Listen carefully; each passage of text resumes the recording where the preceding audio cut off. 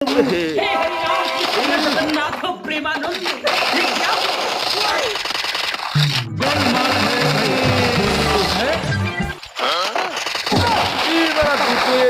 আমি কি করবো বারা এই জায়গায় আমি কি করবো বারা এই জায়গায় আমাকে সাথে দুটো মেরে দিয়েছে পোদ মেরে দিয়েছে আমাকে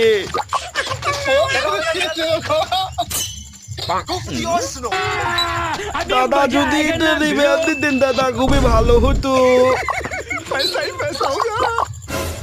ওয়া শোনা গো আমার কেমন আছো তুমি আল্লাহ দেখি যে চারদিকে কি সেবা করবে মানে